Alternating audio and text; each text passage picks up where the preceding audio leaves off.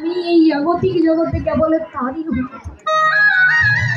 কেবল যারা সদ গুরু চরণ আশ্রয় করে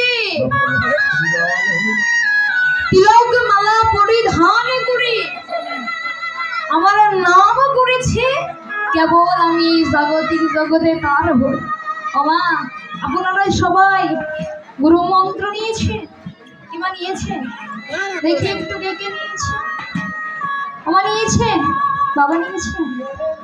তো যারা যারা নিয়েছেন ভালো মা, আরে যারা নেন নাই তারা সময় থাকতে গুরুচরণ আশ্রয় করে কেবল তিলক মালা পরিধান করে ও হরি নাম বল, নয়তো সময় গেলে আর বলতে পারবেন।